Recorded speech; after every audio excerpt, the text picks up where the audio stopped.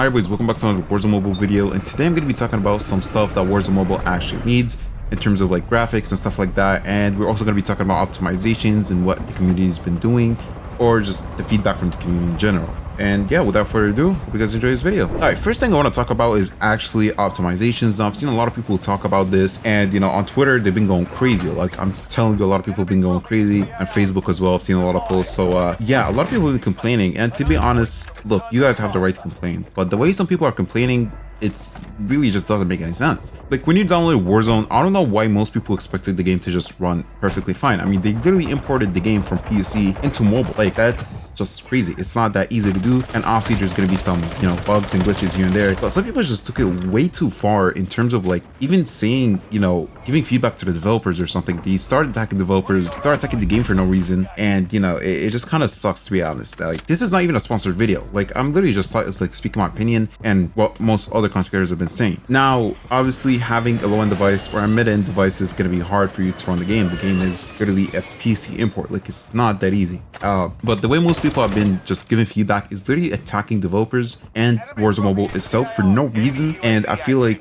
that's just not how it's supposed to go. I mean, if you guys are having problems, facing problems, all you should do is literally just write down your device and then just, you know, the issue that you're having in a video and a photo, tag Warzone Mobile, or just tag a developer. Don't even talk to the developer, just literally talk Warzone Mobile and, like, you know, just tweet it. That's it. That's how we're supposed to do it. But no, a lot of people have decided to go on the Google Play Store and just go ham on Warzone Mobile in terms of reviews.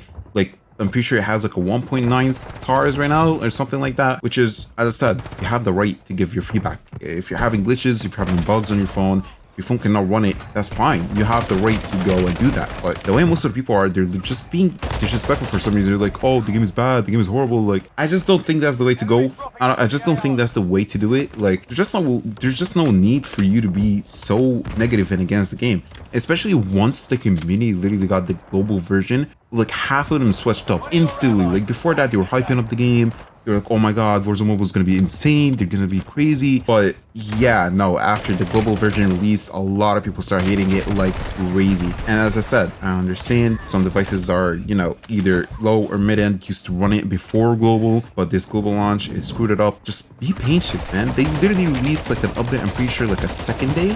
They released an update for Android, which a lot of people said it did fix some stuff, and they still monitoring it and they're still trying to fix it. So all I'm going to end this with is just, if you're gonna give feedback, try not to be negative. There's no reason for you to be negative. There's no other game in the world that's gonna have like 0 bugs. If you think that, then I'm sorry, you're just living in the whole other world that I don't think anyone knows exists, because there's no game that doesn't have any bugs, and it's just eventually it's gonna happen anyways. And yeah, that was just my whole opinion anyways. I mean, if you care, you care. If you don't, you don't. I really just wanted to put it out there because I've seen other content creators do that, and I was like, you know what, why not? Because I was actually sponsored by Warzone Mobile for the 2 streams that I did, and I was like, you know what, why not just do this video since I have, you know, I guess my opinion. I said this is not a sponsored video, this is just my thoughts, and yeah, that's pretty much it. All right, coming in on number 1 has to be 100% movement from Modern Warfare 3. Now, if you guys didn't play any Warzone or Modern Warfare 3, man, the movement is so good. Like, I've been playing on PC, to be honest, and I just love it. I'm loving the movement. It's so smooth, it's so fluid. Like, you can have a lot of fights, you know, sliding, side canceling,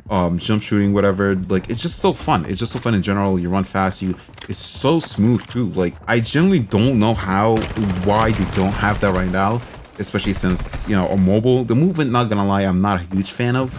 But if you did have that movement from Modern Warfare 3 on here right now, I 100% guarantee you this is gonna be the best game on the App Store right now, or Android out. Like, without a doubt, this is gonna be the best VR game, like, I'm pretty sure, in history, if they do implement these stuff. Now, coming in on number 2, which I think most people are not gonna be, I guess they're gonna be disappointed why I set it low, but I think we need 90 FPS. Now, if you're probably wondering why I'm not saying 120, I just think that 120 FPS is going to be kind of hard to implement into a lot of devices. And even if they do it, it's probably going to be just for the newer iPads and iPhones, and that's pretty much it. I don't think they're actually going to just, you know, make it for Android specifically and stuff. I think 90 FPS is going to be where it's like the middle. It's like the easiest to just allow for all devices. Since most devices actually can only run 90 FPS, it's just going to be way better. And I think 90 FPS and 120 there's really not that much of a crazy difference. Like, you're not gonna really notice the difference that much, but from 60 to 90, obviously you're gonna notice a whole lot difference. So yeah, I really hope they do add 90 FPS at least, and then maybe in the future obviously to work on it, make it better, and then 120. But for now, if we do good 90 FPS with the movement, that's just gonna be crazy. Like, I don't think anyone actually will hate the game. There's no reason for you to hate the game. If you have that,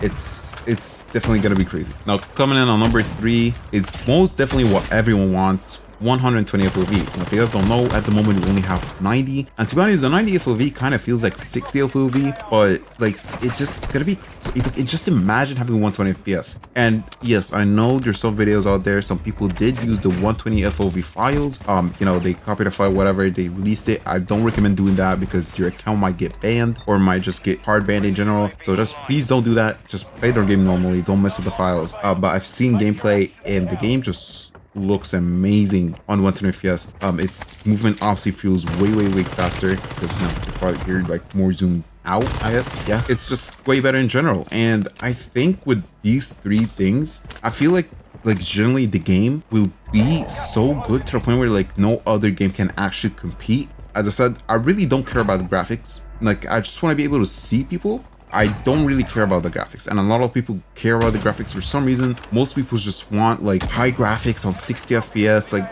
it's just not gonna work that way. Like, your device is not gonna be able to handle all that. Like, if you play on max graphics and you expect to hold 60 consistent, that's just, sorry, that's just not gonna happen. I don't know why people would prefer that, but I mean, if you do, that's fine, but just don't complain about the performance because your phone can't really handle max graphics with max FPS. That's just not gonna happen. You're gonna have stutters and stuff. But if you do play at least like medium, which I think I do have right now, medium or minimum, I guess that's the ones they called. To be honest, the graphics, I mean, they're not bad. I can see people kind of far. But I just wish, like, you know, most people actually notice that if you play on lower graphics with high frames, it's gonna be better. I don't know why people want to play on max graphics with like 60 FPS or like 90 FPS. That's just never gonna happen.